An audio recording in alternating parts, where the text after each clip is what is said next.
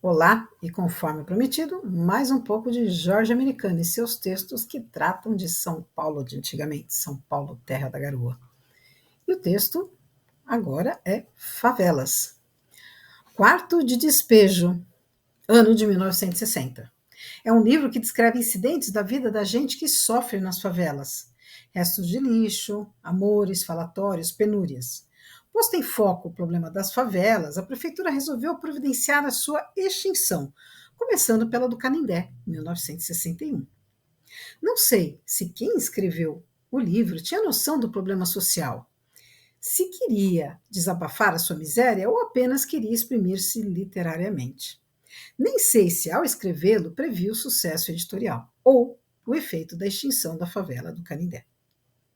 Nem sei mesmo se o livro é causa próxima ou remota do fato. Pode bem ser. Assim como um sopro mais forte do vento ao tempo do degelo gera a bola de neve que se transforma em avalanche e alui. Parte da montanha soterrando aldeias, que são favelas, como coincidiu no Peru por obra da natureza, com a extinção da do Canindé por obra humana. É doloroso que, por miséria, passado tempos, que se salvaram da primeira voltem a estabelecer-se no mesmo lugar, até a próxima catástrofe.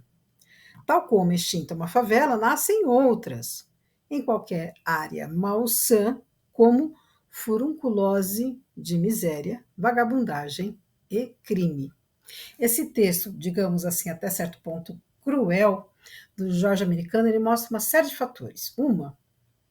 Ele não se aprofundou a respeito do livro Quarto de Despejo, né, que já foi muito retratado aí pela mídia, no cenário literário de Carolina Maria de Jesus. Ele não cita que a autora é uma mulher, que é negra, que é moradora de favela. Eu tive o prazer de trabalhar por um certo período de tempo com Audálio Dantas, que conheceu a Carolina, que ajudou a publicar o livro dela. Tem até uma polêmica grande aí a respeito dessa função do Audálio Dantas na publicação desse livro aí na mídia, que vocês devem ter acompanhado. E ele pula toda essa parte, né? Inclusive a questão do contexto. Como se a extinção da favela do Canindé fosse resolver o problema habitacional de São Paulo, uma cidade que crescia sem planejamento, de maneira desenfreada naquele tempo, como é até hoje. Não só, né, tivemos lá a favela do Canindé, como hoje em dia temos várias favelas de São Paulo e o problema habitacional não foi resolvido. E ele tem esse outro olhar que desconsidera um pouco essa questão, na minha visão, né? Guardadas as devidas proporções do período que ele viveu, o olhar que ele tinha, digamos, enviesado a respeito desse problema social, mas da desconsideração do fato da dificuldade das pessoas se estabelecerem, digamos, em áreas seguras, com uma habitação própria, terem acesso à compra de uma habitação no lugar seguro. Então, esse texto eu quis trazer, porque é um texto que a gente consegue fazer uma leitura muito polêmica, não só pela visão que ele tem da favela, né, como ele traz no final, né, que as pessoas voltam para uma área malsã, mas elas não têm outra opção, né, naquele momento, e se a gente for avaliar também no contexto social de hoje, e desconsidera, aí ele não se aprofunda na questão do quarto de despejo do livro e da figura da Carolina Maria de Jesus. Mas é interessante a gente olhar esses temas assim com a perspectiva do tempo, né? A visão que se tinha à época desses problemas todos. E o próximo texto que eu queria trazer é Bambolê. Tudo pode acontecer, até mesmo que alguém venha a ler este livro numa era infinitamente distante, em que já não se saiba o que é bambolê. Por isso explico, é uma roda de matéria plástica de diâmetro entre 80 e 120 centímetros, dentro do qual as crianças se põem e fazem-na girar ao redor da cintura ou das cadeiras, mediante um balanço do corpo. As crianças de mais de 6 anos. Há ventos que surgem, não se sabe de onde. Surgem e passam. Assim foi o vento do bambolê. Uma tarde apareceu na cidade um grupo de meninas e meninos bamboleando. Depois apareceram na televisão. Na semana seguinte, as crianças bamboleavam por todos os bairros e o fabricante vendeu mais. Outra fábrica aparelhou-se para produzir e abarrotou o mercado. As meninas adegalçavam-se, palavra difícil, né? Adegalçavam-se. E as moças com tendência a engordar emagreciam bamboleando. Diminuiu o consumo dos produtos farmacêuticos que fazem emagrecer 1 quilo por semana, sem prejuízo da saúde, e os interessados lançaram a contrapropaganda. O uso continuado do bambolê prejudica a espinha dorsal. Uma moça que bamboleou durante muitas horas arrebentou o intestino e morreu. E acabou o bambolê. Olha só que interessante, né? Não só foi uma febre naquele momento, como voltou em várias épocas, né? E volta e meia aí o bambolê volta a ser uma febre, perdão, aí junto à molecada. Portanto, quem na sua infância não curtiu um bambolê? E tem um texto aqui interessantíssimo dele, Shindo Remei, 1946. Vamos lembrar, pós-Segunda Guerra Mundial. Vieram as primeiras notícias das bombas atômicas de Nagasaki e Hiroshima. Os japoneses daqui guardaram silêncio. Surgiram no cinema as vistas das cidades arrasadas. Silêncio. Foi passado o filme da rendição pessoal do imperador Hirohito perante o general MacArthur, a bordo de um navio americano. Os japoneses de São Paulo, salvo alguns, não acreditaram. De repente, um japonês apareceu, assassinado inexplicavelmente. Depois, outro. Depois, muitos.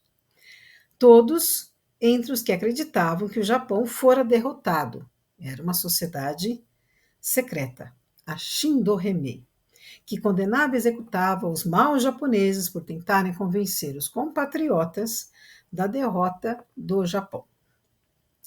Mas justiçamentos, mistérios, pavor de deporem na polícia. A esse tempo, o Brasil ainda estava de relações rompidas com o Japão em consequência da guerra, e os interesses dos súditos japoneses eram patrocinados diplomaticamente pelo ministro plenipotenciário da Suécia no Rio de Janeiro. Convidado pelo interventor Macedo Soares, o ministro da Suécia veio a São Paulo para encontrar os elementos mais representativos da colônia japonesa. Começou o interventor fazendo sentir aos membros da colônia a necessidade de apaziguamento, encarando a realidade dos fatos. De vez que o Japão foi derrotado. Japão não foi derrotado. Os senhores não podem duvidar da palavra do governo paulista, mas Japão não foi derrotado. Aqui se acha ao meu lado, apontou para o ministro da Suécia, alto, corado, loiro, de olhos azuis. Esse não é representante do Japão. O representante autorizado, credenciado pelo governo do Japão para defender os interesses dos japoneses. Ele não é japonês. Embaixador do Japão é japonês. Os senhores não podem duvidar da palavra do representante do Japão. Representante do Japão é japonês. Esse não é japonês. Não sei como prosseguiu esse discurso.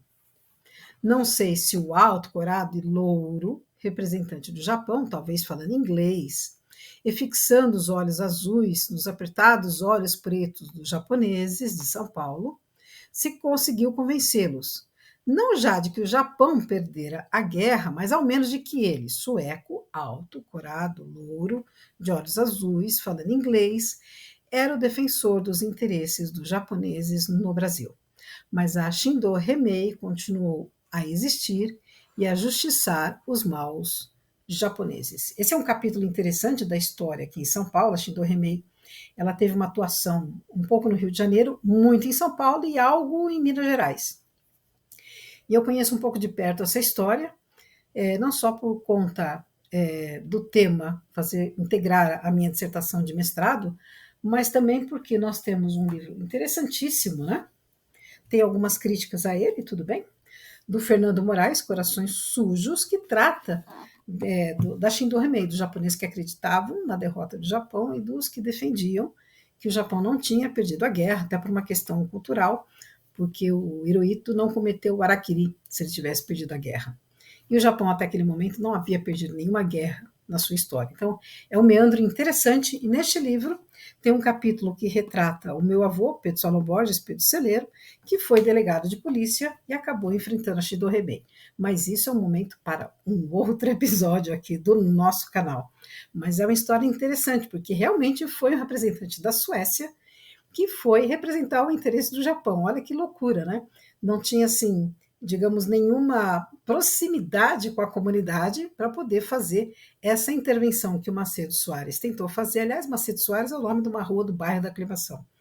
Para conseguir acabar com essa briga, porque eles tinham, inclusive, o braço armado da Shindo Remei, que eram os tokotais, que realmente iam atrás dos corações sujos dos japoneses que acreditavam na derrota do Japão. Mas essa é uma curiosidade, é um texto que me chamou a atenção aqui no trabalho do Jorge Americano.